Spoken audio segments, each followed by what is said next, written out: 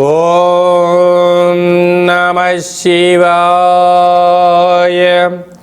ఓం నమో నారాయణాయ.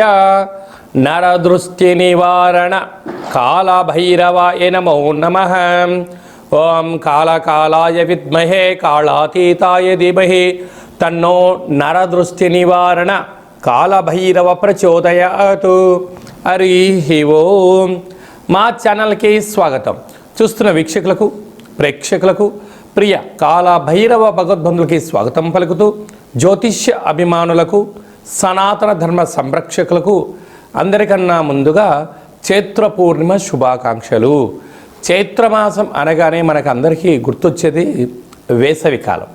అంటే స్కూళ్ళు, కాలేజీలు అన్నీ అయిపోయి పిల్లలతో ఆటపాటల చేత అందరము ఆధ్యాత్మిక చింతనతో కూడుకున్నటువంటి మాసం కనుక వేసవి కాలంలో వీలైనంత వరకు మిట్ట మధ్యాహ్నం పూట బయట ప్రయాణాలు పెట్టుకోకుండా ఉండడం ఉత్తమోత్తంగా భావించగలగాలి. 1 ఏప్రిల్ నెల 2026 నుండి 15/4/2026 వరకు పుట్టినటువంటి వారందరికీ కూడా ముందస్తుగా జన్మదిన శుభాకాంక్షలు. గతంలో వివాహం చేసుకున్న వారికి వివాహ వార్షికోత్సవ శుభాకాంక్షలు. ద్వాదశ రాశుల్లో గ్రహ గమనాలను వీక్షింపచేద్దాం. మేషరాశిలో ఏడాది తర్వాత శుక్ర భగవానుడు సంచార స్థితి, 12 సంవత్సరాల తర్వాత దేవగురు బృహస్పతి మిథునరాశిలో సంచార స్థితి, 18 సంవత్సరాల తర్వాత సింహరాశిలో కేతు సంచార స్థితి, కుంభరాశిలో కుజుడు, బుధుడు మరియు రాహు సంచార స్థితి, 30 సంవత్సరాల తర్వాత మీనరాశిలో శని భగవానుడు, ఏడాది తర్వాత రవి భగవానుడితో కలిపినటువంటి శని భగవానుడు సంచార స్థితితో ద్వాదశ రాశుల్లో గ్రహ గమనాలు ఈ విధంగా ఉన్నాయి. తులారాశి వారికి ఎన్నడూ లేనటు విధంగా ఆదాయ వ్యయాలలో అద్భుతంగా ఉండినను 6వ స్థానంలో ఏడాది తర్వాత రవి భగవానుడు శని భగవానుడితో 6వ స్థానంలో ఉన్నప్పుడు అనేక రకాల ఇబ్బందులను ఎలా తొలగించుకోవాలో ఈ వీడియోలో సవివరంగా సంపూర్ణంగా తెలుసుకుందాం. తులారాశిలో ఏ నక్షత్రాలు వస్తాయనగా చిత్తా నక్షత్రంలోని 3వ పాదం, 4వ పాదం, స్వాతి నక్షత్రంలోని 4 పాదాలు, విశాఖ నక్షత్రంలోని 1, 2, 3 పాదములు కలిపితే తులారాశి. రాశాధిపతి శుక్ర భగవానుడు.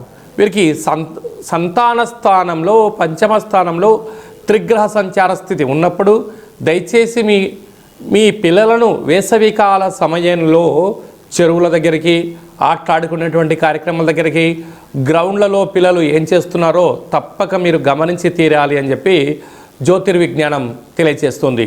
రుణరోగ శత్రుస్థానంలో ఆత్మకారకుడు రవి, ఆయుకారకుడు శని భగవానుడితో మీనరాశిలో ఏడాది తర్వాత సంచారం చేయనప్పుడు దయచేసి అప్పులు ఇవ్వద్దు, అప్పులు కూడా తెచ్చుకోవద్దు. ఈ రెండిటి వలన మీరు ఒత్తిడికి గురవ్వడం, దీర్ఘకాలిక వ్యాధికి ఇబ్బంది పడడం, పోలీస్ స్టేషన్లు, కోర్టు సమస్యలను ఎదుర్కొనే పరిస్థితి అధికంగా ఉంటుంది.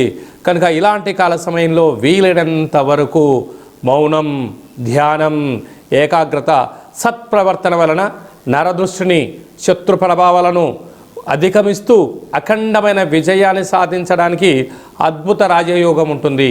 అలాగనే విశేషంగా 7వ స్థానంలో శుక్ర భగవానుడు ఉండడం వల్ల ప్రేమికులు తస్మాత్ జాగ్రత్త.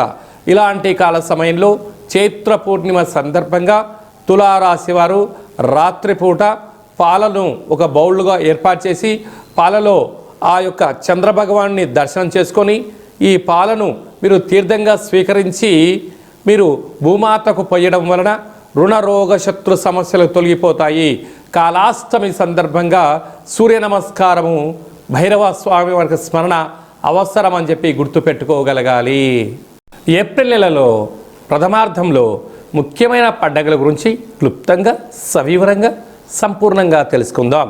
మనకు 2వ తారీఖు ఏప్రిల్ నెలలో చైత్రమాస పూర్ణిమ అంటే విశేషమైనటువంటి పూర్ణిమ తిథి ఎందున, అంటే తెలుగు ఉగాది ప్రారంభమైన తర్వాత వచ్చేటువంటి మొట్టమొదటి పూర్ణిమ కావడం వలన తప్పక మనమందరము కూడా వీలైనంత వరకు గృహంలో శక్త్యానుసారంగా శ్రీ రమా సహిత సత్యనారాయణ స్వామి యొక్క వ్రతము, అలాగనే రాత్రిపూట చంద్రోదయ దర్శనం చేసుకోవడం వలన సంవత్సరాంతము అఖండమైనటువంటి చంద్రుడు ఆకాశంతో వెలుగులు ఎలా ప్రసరిస్తూ ఉంటాడో మన జీవితాల్లో అన్నింటా విద్యలో, ఉద్యోగంలో, వివాహంలో, సంతానంలో, రాజయోగంలో సకల భోగభాగ్యాలతో ఆనందంగా ఉంటాము అని చెప్పి గమనించాలి.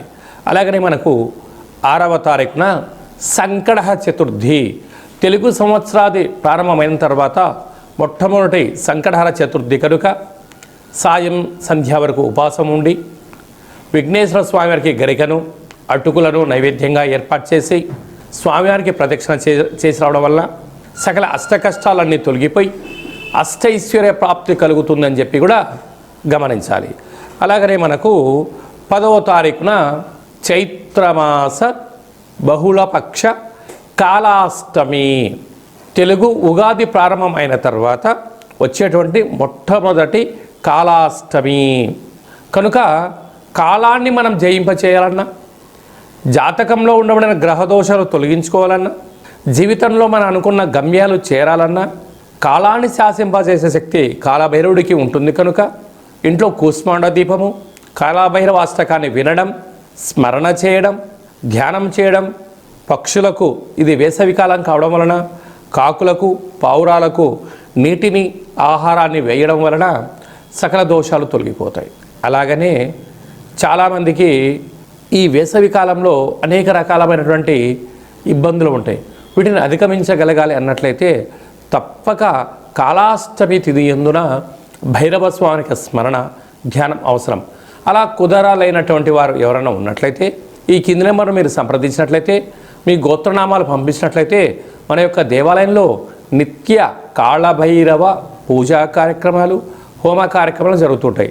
అలాగనే కాశీ క్షేత్రంలో కూడా మనము నిత్యము కాళభైరవ పూజా కార్యక్రమం నిర్వహించడం జరుగుతుంది. కనుక మీ గోత్రనామాలు పంపించగలిగినట్లయితే మీకు అక్కడ పూజ చేయించి వీడియో కాల్ ద్వారా ప్రత్యక్ష ప్రసారాన్ని చూపిస్తూ కాళభైరుడి యొక్క ఆశీస్సులను మీకు అందజేయడం జరుగుతుందని చెప్పి గమనించాలి. కనుక మీ యొక్క వ్యక్తిగత జాతకం తెలుసుకోవాలనుకుంటున్నారా?